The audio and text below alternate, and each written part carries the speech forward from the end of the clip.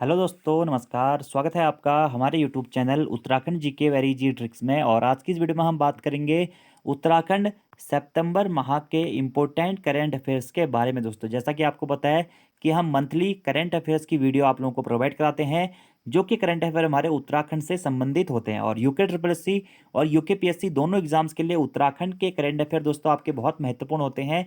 इसलिए आज की इस वीडियो में हम सितंबर माह में जितनी भी महत्वपूर्ण घटनाएं हुई हैं या जितने भी महत्वपूर्ण फैक्ट्स इंपॉर्टेंट रहते हैं सितंबर माह से और एग्जाम में आ सकते हैं, उन सभी फैक्ट्स के बारे में या क्वेश्चंस के बारे में मैं आप लोगों को बताऊंगा। तो ये वीडियो दोस्तों आप लास्ट तक जरूर देखें। वीडियो पसंद आती है तो वीडियो को लाइक जरूर करें, कमेंट जरूर करें, अपने दोस्तों के साथ में भी वीडियो को जरूर शेयर करें। और इसी के साथ साथ दोस्तों, अगर आपने इससे पहले के करंट अफेयर्स की वीडियोज़ नहीं देखी हुई हैं तो यूट्यूब पर हमारे चैनल पे जाके आप प्लेलिस्ट में जाइएगा, वहाँ पे एक करंट अफेयर्स वाली प्लेलिस्ट बनी हुई है। वो सभी वीडियोस दोस्तों आप अपने एग्जाम से पहले देख लीजिएगा। अभी 24 तारीख को आपका जो एग्जाम है दोस्तों करंट सहायक का, और उसके बाद नवंबर में जो वीडियो वाला एग्जाम है उसके लिए बहुत महत्वपूर्ण आपके करंट अफेयर्स हैं। इसी महीने के नहीं दोस्तों, पुराने आपको 2018 से लेकर के अभी तक के पूरे करंट अफेयर्स उत्तराखंड के पढ़ लीजिएगा। एग्जाम्स के पॉइंट ऑफ व्यू से वो हमारे पूरा आपका कवर अप कर देते हैं। वीडियो शुरू करने से पहले दोस्तों आप लोगों को कुछ बताना चाहूंगा कि 4 अक्टूबर से हमारा यूके ट्रिपल एस सी का प्रैक्टिस सेट बैच 4 शुरू होने वाला है। तो अगर आप प्रैक्टिस सेट के बैचेस से जुड़ना चाहते हैं तो प्ले स्टोर से हमारी application Uttarakhand GK very easy trick download कर लीजिएगा। जिस नाम से यूट्यूब चैनल है उसी नाम से एप्लीकेशन भी है। और यहाँ पर दोस्तों आप फ्री में डेमो प्रैक्टिस सेट्स भी दे सकते हैं। 15 से 20 प्रैक्टिस सेट यहाँ पे फ्रीली अवेलेबल आपको हो जाएंगे। आप वहाँ से भी अपनी प्रैक्टिस कर सकते हैं। और अगर आप डेली बेसिस पे प्रैक्टिस सेट लगाना चाहते हैं तो 4 अक्टूबर से 4 नवंबर तक ये हमारा बैच चलेगा। आप इस बैच से जुड़कर भी कंप्लीटली अपने प्रैक्टिस सेट अटैम्प्ट कर सकते हैं, जिसके लिए आपकी फीस होगी दोस्तों 250 रुपये। और करीबन करीब 28 प्रैक्टिस सेट आपको इस टेस्ट सीरीज के दौरान या इस प्रैक्टिस सेट के बैच में दी जाएंगी मंडे टू सैटरडे। तो अगर आप इस बैच से जुड़ना चाहते हैं तो प्ले स्टोर से हमारी एप्लीकेशन डाउनलोड कर लीजिएगा। और ये जो बैच रहेगा प्रैक्टिस सेट का, यह यूके ट्रिपल एस सी का जो पैटर्न है दोस्तों, 40 नंबर की उत्तराखंड, 20 नंबर की हिंदी और 10 नंबर की रीजनिंग और कंप्यूटर, और बाकी 30 नंबर का जो जीएस वाला सेक्शन है उसी के बेस पे बनाया जाता है। इसी के साथ साथ दोस्तों, अगर कुछ लोग सिर्फ और सिर्फ उत्तराखंड के ही प्रैक्टिस सेट से जुड़ना चाहते हैं तो वो उत्तराखंड के टॉपिक वाइज प्रैक्टिस सेट से भी जुड़ सकते हैं। यहाँ पर आपको 6000 प्लस ऑब्जेक्टिव क्वेश्चन मिल जाते हैं। उत्तराखंड के सभी टॉपिक्स यहाँ पे भी कंप्लीटली अवेलेबल कराए गए हैं और ये दोनों कोर्स आप एप्लीकेशन से खरीद सकते हैं। चलिए शुरू करते हैं दोस्तों आज की इस वीडियो को। उत्तराखंड सितंबर करंट अफेयर्स 2021। कुमाऊनी भाषा दिवस कब मनाया जाता है? तो 1 सितंबर को प्रत्येक वर्ष दोस्तों कुमाऊनी भाषा दिवस मनाया जाता है और 2018 से कुमाऊनी भाषा दिवस मनाना शुरू किया गया था। अगला प्रश्न है कि गढ़वाली भाषा दिवस कब मनाया जाता है? तो 2 सितंबर को दोस्तों हमारा गढ़वाली भाषा दिवस मनाया जाता है और इसे भी 2018 से ही शुरू किया गया था। कुमाऊनी और गढ़वाली भाषा या बोली के विकास के लिए दोस्तों हमारे कुमाऊनी भाषा दिवस और गढ़वाली भाषा दिवस को मनाया जाता है। अभी दोस्तों यहीं से एक प्रश्न हमारा ये भी बनता है कि गढ़वाली में अपना शिक्षा पाठ्यक्रम लॉन्च करने वाला पहला जिला कौन बना था दोस्तों? तो ये बना था पौड़ी गढ़वाल। पौड़ी गढ़वाल ने गढ़वाली में शिक्षा पाठ्यक्रम लॉन्च किया था या शिक्षा में गढ़वाली भाषा को भी प्रयोग किया था। याद रखना आपको ये पॉइंट, ठीक है। अगला प्रश्न है कि खटीमा गोलीकांड की घटना कब हुई थी? तो सितंबर माह के करंट अफेयर पढ़ रहे हैं तो ये पॉइंट भी इंपॉर्टेंट हो जाते हैं दोस्तों हमारे। खटीमा गोलीकांड की घटना हुई थी या खटीमा गोलीकांड कब हुआ था? 1 सितंबर 1994 को दोस्तों हमारा खटीमा गोलीकांड हुआ था। कब? 1 सितंबर 1994 को। मसूरी गोलीकांड कब हुआ था? 2 सितंबर 1994 को दोस्तों हमारा मसूरी गोलीकांड भी हुआ था। और इनको कितने साल दोस्तों हमारे पूरे हो गए हैं, इस प्रकार से भी प्रश्न पूछा जाता है। तो 26 साल दोस्तों पूरे हो गए हैं। अभी 27वां साल, मतलब 27वीं एक हिसाब से क्या कह सकते हैं कि गोलीकांड दिवस मनाया जाता है, ठीक है। या खटीमा गोलीकांड किस तिथि को हुआ था? 1 सितंबर। खटीमा गोलीकांड दिवस कब मनाया जाता है? 1 सितंबर को मनाया जाता है। और मसूरी गोलीकांड दिवस कब मनाया जाता है? ये 2 सितंबर को मनाया जाता है। और ये दोनों घटनाएं 1 सितंबर 1994 और 2 सितंबर 1994 को हुई थी। अगला दोस्तों सल्ट दिवस। तो सल्ट कहाँ है? अल्मोड़ा जनपद में स्थित है, जिसे दोस्तों कुमाऊं का बारदौली नाम से भी जाना जाता है। तो सल्ट दिवस कब मनाया जाता है? तो सल्ट दिवस दोस्तों 5 सितंबर को मनाया जाता है, क्योंकि 5 सितंबर 1942 को ही दोस्तों सल्ट में कांड हुआ था और भारत छोड़ो आंदोलन के दौरान ही सल्ट क्रांति हुई थी, ठीक है। और उसी के लिए 5 सितंबर को सल्ट दिवस हमारा मनाया जाता है। और सल्ट कहाँ पड़ता है दोस्तों? अल्मोड़ा जनपद में स्थित है, जिसे कुमाऊं का बारदौली भी कहा जाता है। और ऐसा माना जाता है दोस्तों कि भारत छोड़ो आंदोलन की शुरुआत हमारे ये सल्ट आंदोलन के पश्चात ही हुई थी, ऐसा गांधी जी के द्वारा भी कहा गया था। तो 5 सितंबर 1942 दोस्तों आपको याद रखना है सल्ट कांड। और वहीं दोस्तों गढ़वाल का बारदौली आपसे पूछा जाएगा, तो गढ़वाल का बारदौली हो जाएगा गुजड़ू क्षेत्र। क्या? गुजड़ू क्षेत्र, जो कि कहाँ स्थित है दोस्तों? पौड़ी गढ़वाल जनपद में स्थित है गुजड़ू। अगला प्रश्न है राज्य हिमालय दिवस कब मनाया जाता है? तो राज्य हिमालय दिवस या नॉर्मली हिमालय दिवस कब मनाया जाता है दोस्तों? 9 सितंबर को हिमालय दिवस मनाया जाता है। और 9 सितंबर 2021 को राष्ट्रीय स्वच्छ गंगा मिशन ने आज़ादी का अमृत महोत्सव के एक भाग के रूप में नौला फाउंडेशन के सहयोग से हिमालय दिवस का आयोजन किया था। और इस बार की इसकी थीम है दोस्तों क्या, हिमालय का योगदान और हमारी जिम्मेदारियां। और ये हिमालय दिवस का आयोजन दोस्तों कहाँ पर किया गया है, दिल्ली में इसका आयोजन किया गया था। और उत्तराखंड में दोस्तों राज्य हिमालय दिवस मनाए जाने की शुरुआत किसके द्वारा की गई थी, तो 2015 में दोस्तों जो उस टाइम पे हमारे तत्कालीन मुख्यमंत्री थे हरीश रावत जी के द्वारा राज्य हिमालय दिवस मनाए जाने की शुरुआत की गई थी। तो राज्य हिमालय दिवस या उत्तराखंड हिमालय दिवस या फिर नॉर्मली हिमालय दिवस कब मनाया जाता है, 9 सितंबर को मनाया जाता है। इस बार इसका आयोजन कहाँ पे हुआ दोस्तों, दिल्ली में इसका आयोजन हुआ था। और थीम क्या है, हिमालय का योगदान और हमारी जिम्मेदारियां। अब 9 सितंबर को दोस्तों राज्य हिमालय दिवस मनाया जाता है। अब उत्तराखंड के कुछ अन्य दिवस भी हैं जो कि सितंबर माह में ही मनाए जाते हैं। एक है उत्तराखंड गौरव दिवस। उत्तराखंड गौरव दिवस कब मनाया जाता है दोस्तों, 10 सितंबर को उत्तराखंड गौरव दिवस मनाया जाता है। क्यों, क्योंकि 10 सितंबर 1887 को गोविंद वल्लभ पंत जी का जन्म हुआ था अल्मोड़ा के खूंट नामक ग्राम में। इसी कारण गोविंद वल्लभ पंत जी के जन्म दिवस के अवसर पर उत्तराखंड गौरव दिवस मनाया जाता है और प्रत्येक वर्ष 10 सितंबर को यह दिवस मनाया जाता है। अगला प्रश्न है उत्तराखंड जागर संरक्षण दिवस कब मनाया जाता है, तो जागर सम्राट प्रीतम भरतवाण जी के जन्म दिवस के अवसर पर प्रत्येक वर्ष 17 सितंबर को दोस्तों हमारा जागर संरक्षण दिवस मनाया जाता है। तो जागर संरक्षण दिवस कब से मनाया जाता है, 17 सितंबर को हमारा जागर संरक्षण दिवस मनाया जाता है।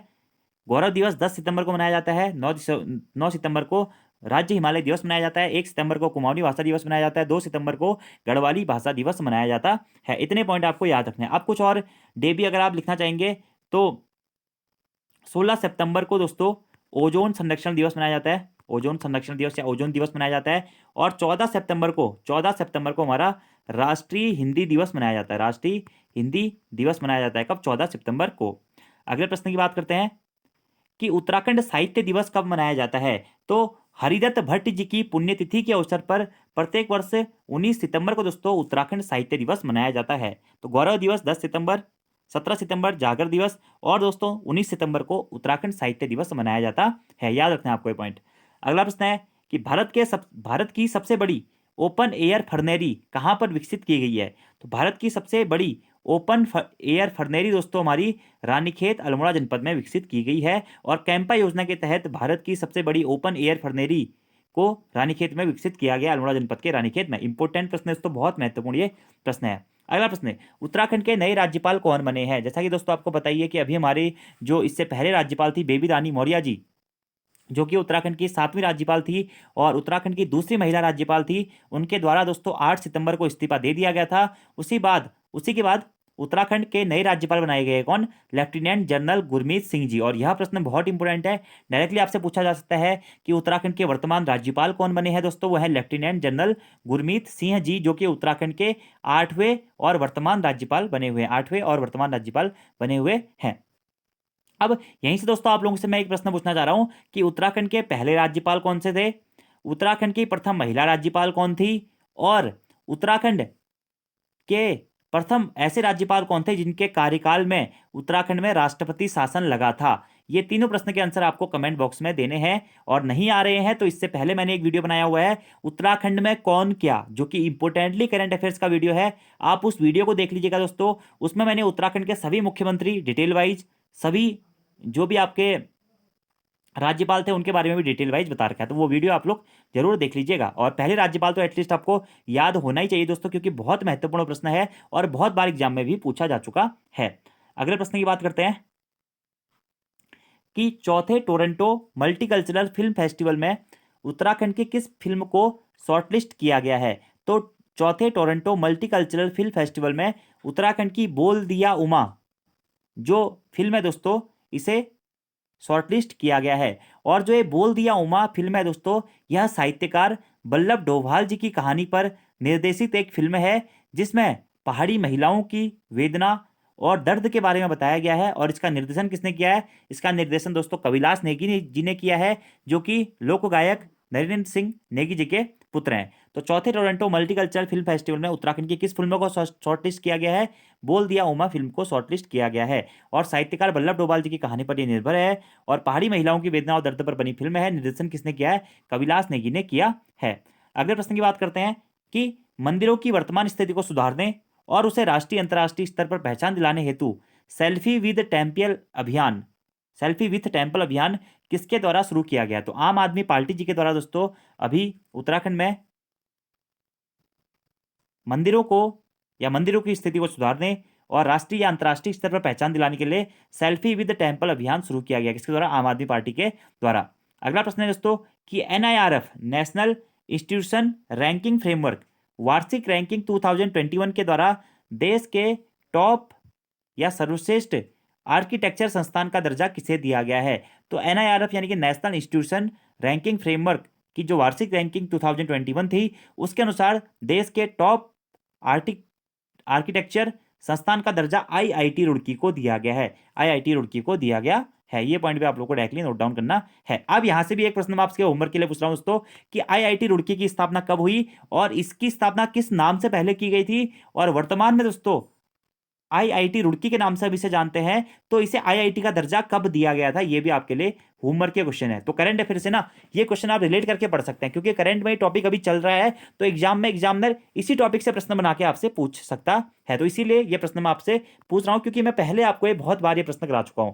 तो आप लोगों को भी अपने थोड़ा सा मेंटली एक दिमाग पे प्रेशर डालिए कि मुझे याद है या नहीं है, इसीलिए मैं आपसे बीच बीच में ये प्रश्न पूछता हूँ। ठीक है, अगला प्रश्न है कि देश के पहले फर्न संरक्षण केंद्र यानी कि फर्नेटम क्षेत्र का शुभारंभ कहां किया गया? तो वही प्रश्न थोड़ी देर पहले मैंने आपको करा दिया था। अल्मोड़ा जनपद के रानीखेत के कालिका नामक स्थान पर 12 सितंबर 2021 को देश के पहले फर्न संरक्षण केंद्र या फर्न संरक्षण क्षेत्र फर्नेटम क्षेत्र का शुभारंभ किया गया है। कब? 12 सितंबर 2021 को अल्मोड़ा के रानीखेत में। बहुत इंपॉर्टेंट प्रश्न है। अगला प्रश्न दोस्तों ये भी बहुत इंपॉर्टेंट है कि उत्तराखंड पुलिस द्वारा अपराध मुक्त उत्तराखंड तथा जनता की सुरक्षा के लिए कौन सा ऐप लॉन्च किया गया है? तो उत्तराखंड पुलिस के द्वारा अपराध मुक्त उत्तराखंड तथा जनता की सुरक्षा के लिए पब्लिक आई ऐप लॉन्च किया गया। कौन सा? पब्लिक आई ऐप लॉन्च किया गया है। इसमें दोस्तों आप उत्तराखंड पुलिस से डायरेक्टली अपने किसी भी अपराध की कंप्लेन कर सकते हैं। कोई भी कहीं पे कोई अपराध हो रहा है तो उसकी वीडियो बना के या उसके संबंध में विचार भेज सकते हैं। तो इसीलिए इंपोर्टेंट है क्या? अपराध मुक्त उत्तराखंड और जनता की सुरक्षा के लिए कौन सा ऐप लॉन्च किया उत्तराखंड पुलिस ने? पब्लिक आई ऐप लॉन्च किया है। किसने? उत्तराखंड पुलिस ने। कौन सा? Public I app launch. अगला प्रश्न है कि उत्तराखंड पुलिस ने महिलाओं की सुरक्षा के लिए कौन सा मोबाइल ऐप लॉन्च किया है? तो उत्तराखंड पुलिस ने महिलाओं की सुरक्षा के लिए दोस्तों गौरा शक्ति मोबाइल ऐप लॉन्च किया। कौन सा? गौरा शक्ति मोबाइल ऐप लॉन्च किया है। इसमें महिलाएं अपनी किसी भी परेशानी या किसी भी छेड़छाड़ या जो भी उनकी समस्याएं हैं उसके संबंध में कंप्लेन कर सकती हैं। तो उत्तराखंड पुलिस ने महिलाओं की सुरक्षा के लिए कौन सा मोबाइल ऐप तैयार किया? गौरा शक्ति मोबाइल ऐप तैयार किया है। तो ये दोनों क्वेश्चन दोस्तों आपको याद रखना है कि अपराध मुक्त उत्तराखंड के लिए और जनता की सुरक्षा के लिए पब्लिक आई ऐप है और सिर्फ महिलाओं के लिए कौन सा ऐप लॉन्च किया है? गौरा शक्ति ऐप लॉन्च किया है उत्तराखंड पुलिस के द्वारा। अगले प्रश्न की बात करते हैं दोस्तों कि कोरोना वायरस नामक पुस्तक के लेखक कौन है? तो कोरोना वायरस नामक पुस्तक के लेखक कौन दोस्तों? ललित शौर्य जी। और जो ये कोरोना वायरस नामक पुस्तक है ये वैश्विक महामारी कोरोना पर केंद्रित एक बाल कहानी संग्रह है जिसके लेखक कौन है? ललित शौर्य जी हैं। और ये ललित शौर्य जी का संबंध कहां से है? पिथौरागढ़ जनपद से है दोस्तों। और ये क्या है? युवा बाल साहित्यकार हैं। तो प्रश्न आपसे बन सकता है कि ललित शौर्य जी किस क्षेत्र से संबंधित है? तो ये बाल साहित्यकार हैं, युवा बाल साहित्यकार हैं। और इन्होंने कौन सी पुस्तक लिखी है? कोरोना वायरस नामक पुस्तक इनके द्वारा लिखी गई है जो कि कोरोना पर आधारित एक केंद्रीय बाल कहानी संग्रह है। ललित शौर्य जी ने लिखी है। अभी हाल ही में मुख्यमंत्री पुष्कर सिंह धामी जी ने इसका विमोचन किया था।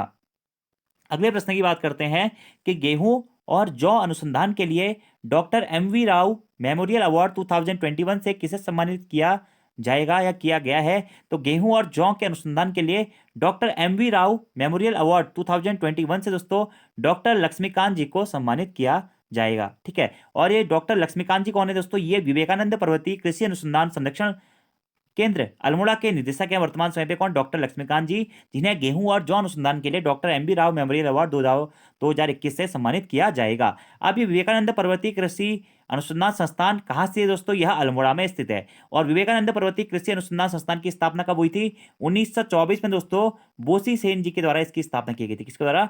बोसी सेन जी के द्वारा इसकी स्थापना की गई थी। कब? 1924 में। और ये इसकी स्थापना कहाँ पे की गई थी? कोलकाता में की गई थी। और इसे कोलकाता से अल्मोड़ा कब स्थानांतरित किया गया?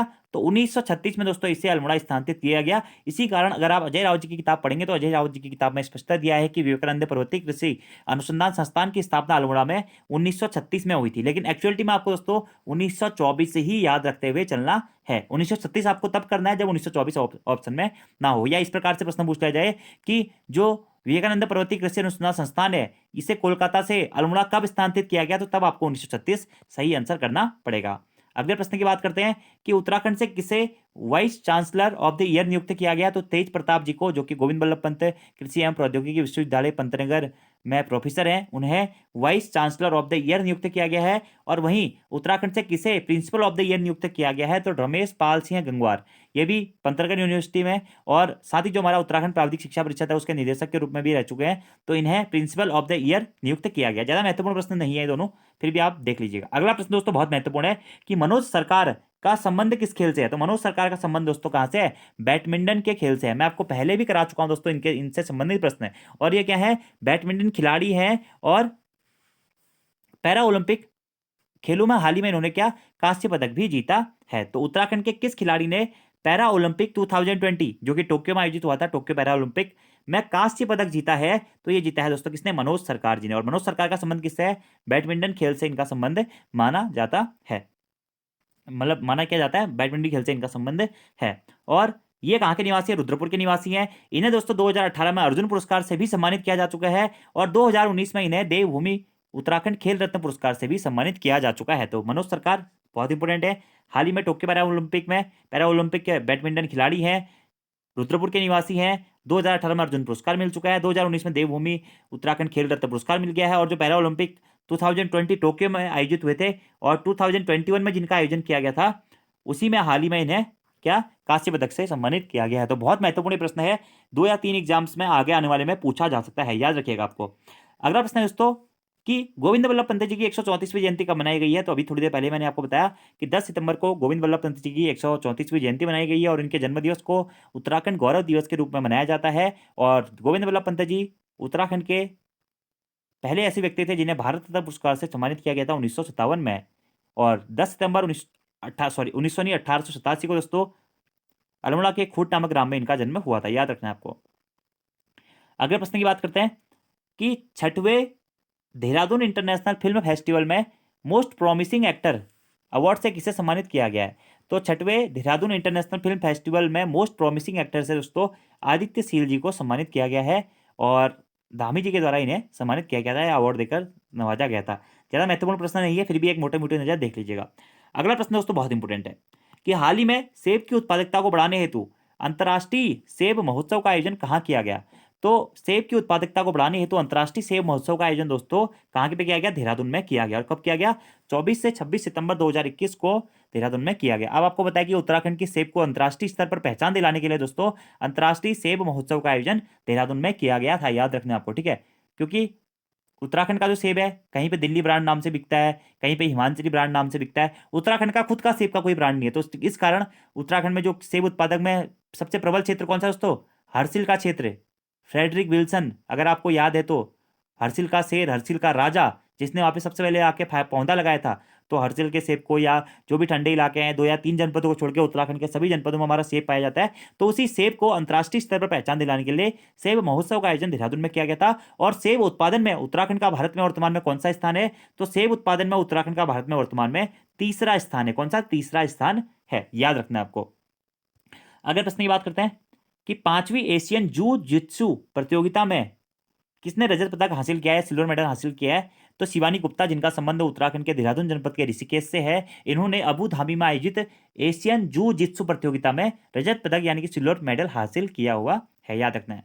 अगला प्रश्न, और ये भी दोस्तों इंपॉर्टेंट क्वेश्चन है कि उत्तराखंड में छात्र छात्राओं को ऑनलाइन शिक्षा से जोड़ने के लिए किस चैनल का शुभारंभ किया गया है? तो उत्तराखंड में छात्र छात्राओं को ऑनलाइन शिक्षा से जोड़ने के लिए ज्ञानवाणी चैनल का शुभारंभ किया गया है। और इस चैनल का शुभारंभ दोस्तों हमारे वर्तमान मुख्यमंत्री पुष्कर सिंह धामी जी के द्वारा किया गया। और वर्तमान में हमारे शिक्षा मंत्री कौन है दोस्तों? वो है अरविंद पांडे जी। और अरविंद पांडे जी ने भी इनकी घोषणा करी। और साथ ही साथ इसके 2 चैनल लॉन्च हुए दोस्तों, ज्ञानवाणी चैनल 1 और ज्ञानवाणी चैनल 2। एक है प्राथमिक स्तर के विद्यार्थियों के लिए या छात्र छात्राओं के लिए, और दूसरा है दोस्तों माध्यमिक स्तर के छात्र छात्राओं के लिए या फिर छात्रों के लिए, ठीक है। और ऑनलाइन शिक्षा से जोड़ने के लिए ये हमारा चैनल है क्या? ज्ञानवाणी चैनल। तो याद रखना आपको क्या? ज्ञानवाणी चैनल। अगला प्रश्न है दोस्तों, उत्तराखंड से किसे मरणोपरांत प्रतिष्ठित फ्लोरेंस नाइटिंगेल अवार्ड से नवाजा गया है? तो कमला थापा जी, जो कि देहरादून से संबंधित है और एक नर्स थी, इन्हें दोस्तों मरणोपरांत अभी हाल ही में फ्लोरेंस नाइटिंगेल अवार्ड से नवाजा गया है। फ्लोरेंस नाइटिंगेल अवार्ड से नवाजा गया है। अगले प्रश्न की बात करते हैं दोस्तों कि 2021 में आयोजित होने वाला 15वां सूर्य किरण संयुक्त सैन्य अभ्यास भारत और नेपाल के बीच कहाँ आयोजित किया गया। तो 2021 में जो अभी सितंबर में दोस्तों आयोजित हो गया है, 20 सितंबर 2021 से इसकी शुरुआत हो गई है। तो जो ये सूर्य किरण अभ्यास है, पहला प्रश्न तो यहाँ पे यही बनता है दोस्तों कि सूर्य किरण संयुक्त सैन्य अभ्यास कौन कौन से देशों के मध्य में होता है। तो इंडिया और नेपाल, इंडिया और नेपाल, भारत और नेपाल के मध्य में सूर्य किरण सैन्य शक्ति अभ्यास होता है और प्रत्येक वर्ष इसका आयोजन होता है। तो इस बार ये सैन्य अभ्यास का आयोजन कहां पर किया गया है। तो पिथौरागढ़ में किया गया। कहां पे किया गया? पिथौरागढ़ में किया गया है और 20 सितंबर 2021 को इसकी शुरुआत हुई थी। इससे पहला जो संस्करण था दोस्तों उसका आयोजन कहां पे हुआ था? उसका आयोजन दोस्तों हमारा नेपाल में किया गया था। तो पिथौरागढ़ उत्तराखंड की दृष्टि से दोस्तों बहुत महत्वपूर्ण जनपद है। अभी हाल ही के एग्जाम में पूछा भी गया है कि पिथौरागढ़ जनपद की स्थापना कब हुई। तो 24 फरवरी 1960 को पिथौरागढ़ जनपद की स्थापना हुई। तो यहीं से कभी कभी प्रश्न बन जाते हैं कि सूर्य किरण संयुक्त सैन्य अभ्यास किसके किसके मध्य में? भारत और नेपाल के मध्य में। कौन सा संस्करण आयोजित हुआ? पिथौरागढ़ में 15वां हुआ। कहां पर आयोजित हुआ? पिथौरागढ़ में आयोजित हुआ। कब से शुरुआत हुई? 20 सितंबर 2021 से इसकी शुरुआत हुई थी। याद रखना आपको ये पॉइंट, ठीक है। और पिथौरागढ़ उत्तराखंड का सर्वाधिक अंतर्राष्ट्रीय सीमा साझा करने वाला जिला भी है। अगला प्रश्न दोस्तों, उत्तराखंड के कितने उत्पादों को जियोग्राफिकल इंडिकेशन प्रमाण पत्र यानी कि जीआई टैग मिला है? तो उत्तराखंड के दोस्तों 7 जो हमारे उत्पाद हैं उन्हें जियोग्राफिकल इंडिकेशन प्रमाण पत्र या फिर जीआई टैग प्राप्त हुआ है। अब ये 7 चीजों में क्या क्या है दोस्तों? एक तो है कुमाऊं का चूरा ऑयल। क्या? चूरा ऑयल, ठीक है, चूरा ऑयल। दूसरा दोस्तों मुंशियारी की राजमा, जो राजमा की दाल होती है। तीसरा दोस्तों भोटिया लोग जो दन बनाते हैं, दन जो आपने देखा होगा कास्तकला का प्रयोग करके जमीन में बिछाने के लिए प्रयोग किया जाता है। अगर दोस्तों ऐपण, ऐपण कला, ठीक है, उत्तराखंड में ऐपण कला नाम से किसे जाना जाता है? कमेंट बॉक्स में बताइए, ठीक है। ऐपण कला के लिए रिंगाल, रिंगाल की लकड़ी के लिए जिससे मोस्टा वोस्टा बनता है, रिंगाल क्राफ्ट के लिए, ताम्र उत्पाद के लिए, ताम्र नगरी उत्तराखंड में अल्मोड़ा को जाना जाता है। और थुलमा जो कि ओढ़ने वाला दोस्तों रजाई की तरीके होता है, थुलमा होता है, बहुत गर्मी होती है, एक साइड से रफ रफ सा और दूसरे साइड से कोमल कोमल सा वो होता है, ठीक है। तो ये 7 चीजों को जीआई टैग प्रमाण पत्र दिया गया है। याद रखना है आपको। प्रश्न इस प्रकार से ही बन सकता है, जिनमें से उत्तराखंड के कौन से उत्पाद को हाल ही में जीआई टैग नहीं मिला है। तो 3 ऑप्शन इसमें से होंगे, एक ऑप्शन कोई और होगा। तो आपको ये पॉइंट अच्छी तरीके से करना है। किस चीज को? कुमाऊनी चौरा ऑयल, मुंशियारी की राजमा को, भोटिया लोगों के दन को, ऐपण को, रिंगाल को, ताम्र को और थुलमा को। और वर्तमान में हमारे कृषि व उद्यान मंत्री कौन है? सुबोध उनियाल जी हैं।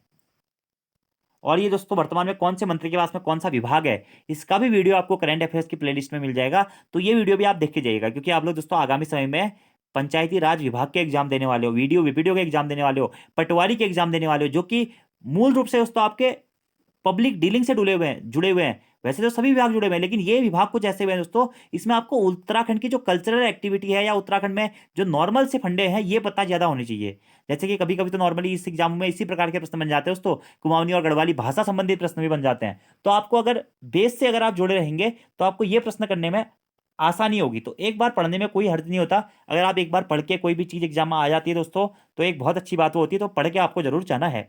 अगला प्रश्न है 2020 के एनएसओ यानी कि राष्ट्रीय सांख्यिकी कार्यालय सर्वे के आधार पर बेरोजगारी में उत्तराखंड का कौन सा स्थान है। तो बेरोजगारी में दोस्तों उत्तराखंड का 9वां स्थान है, ठीक है, 9वां स्थान है एनएसओ यानी कि राष्ट्रीय सांख्यिकी कार्यालय सर्वे के आधार पर, जो कि 2020 में हुआ था।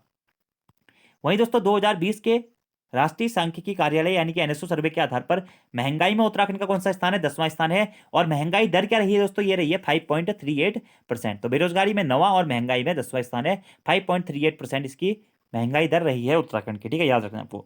अगला प्रश्न है देश के प्रतिष्ठित पद्मश्री पुरस्कार 2022 के लिए प्रशासन ने किसका नाम नामांकित करके गृह मंत्रालय को भेजा है?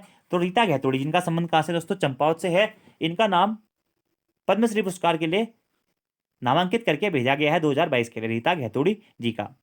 अगला प्रश्न है देश के बाल वैज्ञानिकों के प्रतिष्ठित राष्ट्रीय इंस्पायर अवार्ड से किस उत्तराखंडी को सम्मानित किया गया? तो देश के बाल वैज्ञानिकों के प्रतिष्ठित राष्ट्रीय इंस्पायर अवार्ड से दोस्तों प्रिंसी को सम्मानित किया गया है। और ये प्रिंसी का संबंध कहां से दोस्तों? पौड़ी गढ़वाल से इनका संबंध है। तो प्रिंसी को बाल वैज्ञानिकों के प्रतिष्ठित राष्ट्रीय इंस्पायर अवार्ड से सम्मानित किया गया है। और इन्होंने दोस्तों विकलांगों के लिए कुछ ऐसा ही एक चेयर टाइप की या विकलांगों के लिए एक हमारा डिवाइस टाइप की बनाई हुई थी, शायद कोई चेयर वेयर इस टाइप का बनाया हुआ था। तो इसी कारण आपको इनका नाम याद रखना है कि बाल वैज्ञानिकों के प्रतिष्ठित राष्ट्रीय इंस्पायर अवार्ड से किस उत्तराखंडी को सम्मानित किया गया है? प्रिंसी को सम्मानित किया गया है, ठीक है। दिव्यांगों से संबंधित कुछ प्रोजेक्ट इनके द्वारा बनाया गया था। अगले प्रश्न की बात करते हैं कि गर्मियों में जंगलों को आग से बचाने के लिए राज्य का पहला fire crew station, fire crew fire crew भी लिख लीजिएगा आप यहाँ पे। फायर क्रू स्टेशन कहाँ पर बनाया जाएगा? तो गर्मियों में जंगलों को आग से बचाने के लिए राज्य का पहला फायर क्रू स्टेशन दोस्तों श्यामपुर रेंज हरिद्वार में बनाया जाएगा। कहाँ पे? श्यामपुर रेंज हरिद्वार में।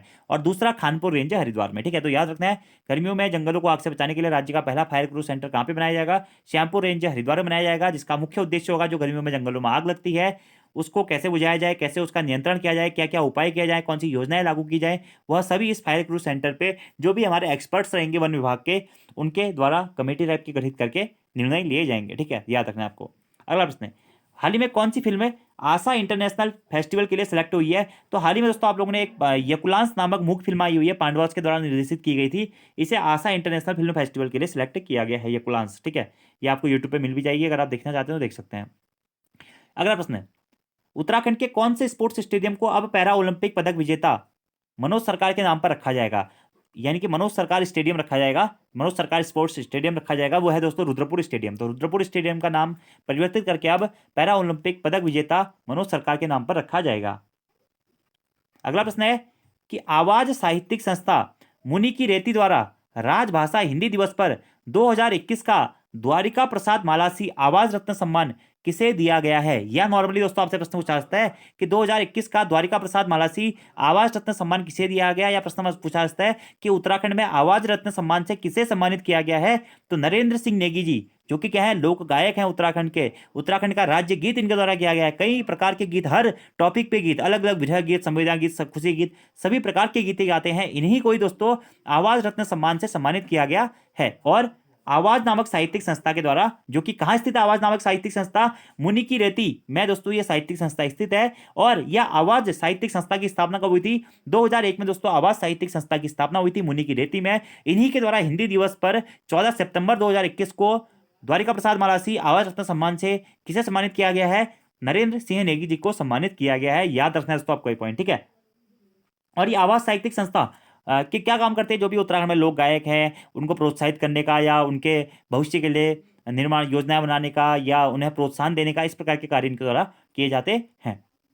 अगला प्रश्न है दोस्तों हमारा कि ग्राम्य श्री विक्रय केंद्र उत्तराखंड में कहाँ स्थित है? तो ग्राम्य श्री विक्रय केंद्र उत्तराखंड में देहरादून में स्थित है। और 2 सितंबर 2021 को धामी जी के द्वारा इसका ग्राम्य श्री विक्रय केंद्र का देहरादून में उद्घाटन किया गया था।